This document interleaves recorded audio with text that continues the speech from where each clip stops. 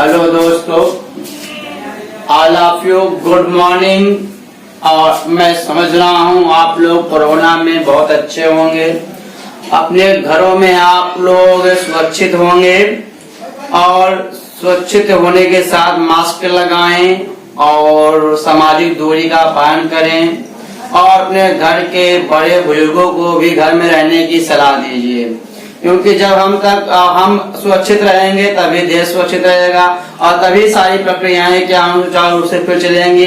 यदि आप इसको नहीं मानते हैं तो ये समझ लीजिए कोरोना फैलेगा और आपका साल 2 साल 3 साल ले लेगा और भूखमरी से हम लोग जो है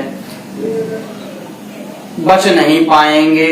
ये कड़वा सत्य है, इसे स्वीकार कीजिए।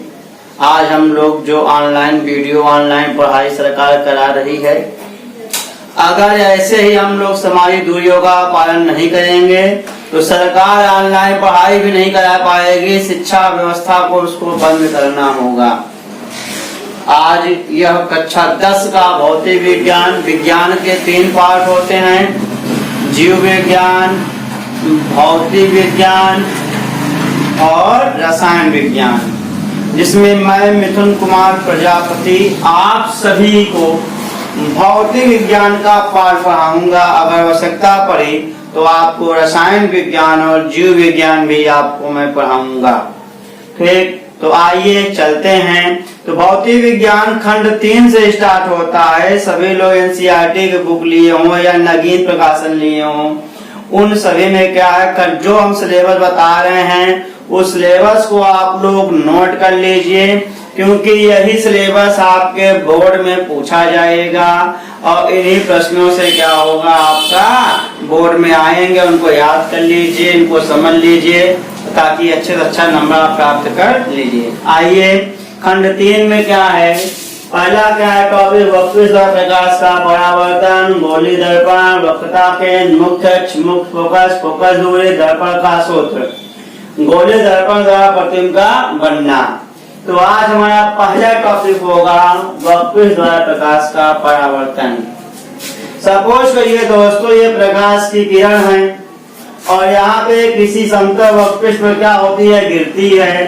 जब ये गिरेगी तो गिरेगी, टकराएगी, कहीं न कहीं जाएगी। अगर टकरा कर ये उसी माध्यम में लौट जाती है तो प्रकाश की यह जो घटना है प्रकाश का परावर्तन कहलाती है।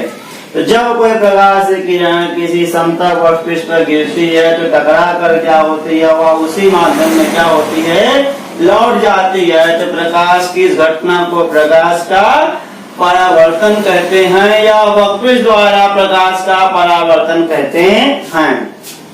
अब यहाँ पे आने वाली किरण को आपतित किरण कहते हैं, जो यहाँ टकरा कर जाती है उसे परावर्तित किरण कहते हैं। जिस बिंदु वक्र से जिस बिंदु पर गिरती है उस बिंदु को आपतन बिंदु कहते हैं।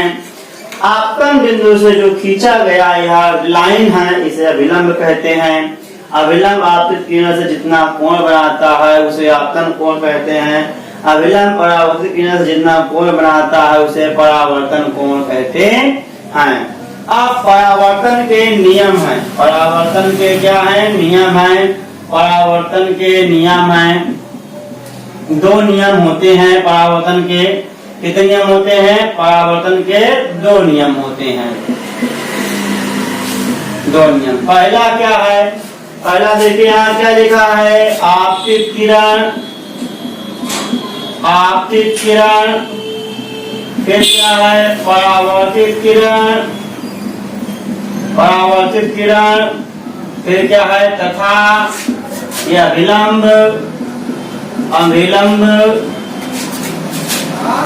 अभिलंब, तीनों एक ही तल में स्थित होते हैं, स्थित होते हैं।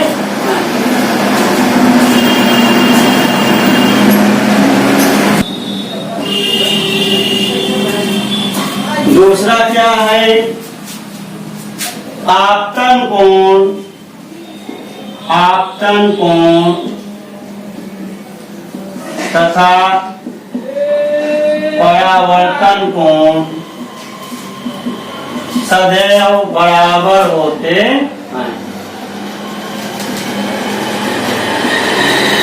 सदैव बराबर होते हैं। फिर समझ लीजिए, आपतित किरण, परावर्तित किरण तथा अभिलंब तीनों एक ही तल में होते हैं। आपतन कोण तथा परावर्तन कोण सदैव बराबर होते हैं। ये परावर्तन के नियम हैं। इसको नोट कर लीजिए, स्क्रीनशॉट ले लीजिए आप लोग, इसे स्क्रीनशॉट आप ले लीजिए फटाक से।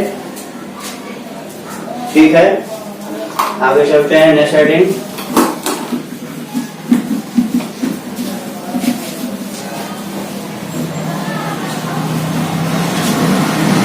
अब आपका अगला टॉपिक आता है गोलीय दर्पण।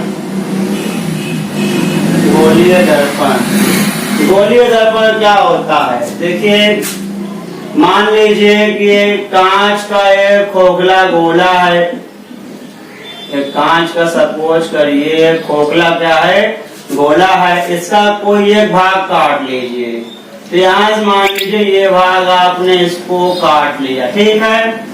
अब इस कटे हुए एक भाग पर, चाहे अंदर साइड चाहे बाहर साइड, इसके एक भाग पर क्या करिए, लाल ऑक्साइड का पेंट लगाइए तथा लाल ऑक्साइड का पेंट तथा कलाई कर दीजिए पारे की। किसकी कलाई करेंगे? पारे की कलाई कर दीजिए। ठीक, और दूसरा भाग जो अंदर वाला होता है, ये होता है परावर्तक, क्या होता है, तल होता है। तो फिर सुन लीजिए, गोली दर्पण है, कांच के खोखले गोले का काटा हुआ भाग होता है जिसके एक भाग पर लाल ऑक्साइड का पेंट तथा पारे की कलाई करी होती है। दूसरा भाग क्या होता है, परावर्तक तल होता है। यह दो प्रकार का होता है गोली दर्पण के प्रकार। गोली दर्पण के प्रकार, यह दो प्रकार का होता है। यह दो प्रकार का होता है। नंबर एक आपका उत्तल दर्पण, नंबर दो आपका अवतल दर्पण।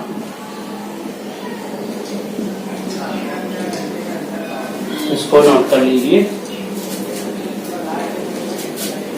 स्क्रीनशॉट ले लीजिए। ये समझ लीजिए, गोल दर्पण या कांच के खोखले गोले कटा हुआ भाग होता है जिसकी एक भाग पर लाल ऑक्साइड का पेंट तथा पारे कलाई होती है। दूसरा भाग परावर्तक तल होता है। गोल दर्पण के दो प्रकार होते हैं, उत्तल दर्पण और अवतल दर्पण। आइए नेक्स्ट।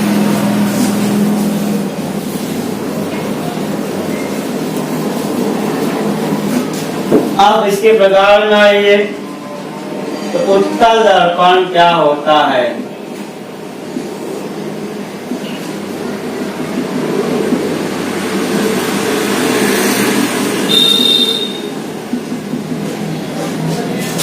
उत्तल दर्पण,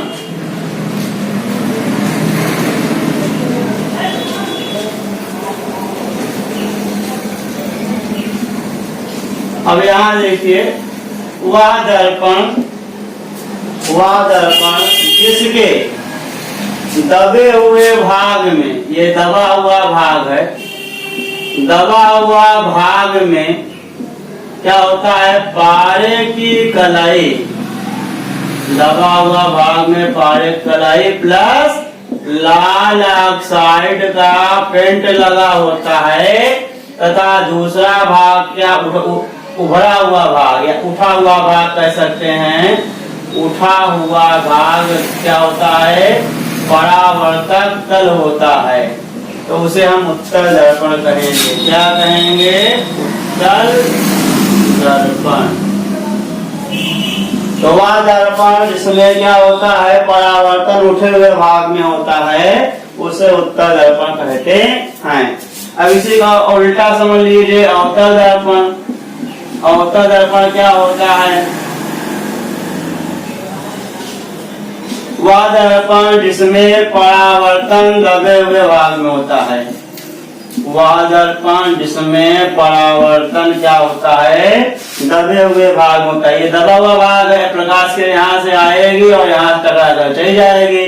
तो परावर्तन किधर होगा, हो रहा है यहाँ पे दबे हुए भाग में परावर्तन हो रहा है। और इसके उठे हुए भाग में क्या हो रहा है, पारे की कलाई लाल अक्षर का पेड़ लगा होता है।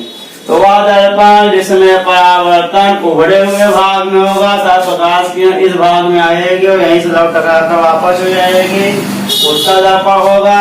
वह दर्पण इसमें जो दबे हुए भाग परावर्तन होता है वो क्या होगा, उसका दर्पण होगा। आज का वीडियो यहीं समाप्त होता है। बाकी नेक्स्ट अपडेट के लिए मिलेंगे। Thank you very much.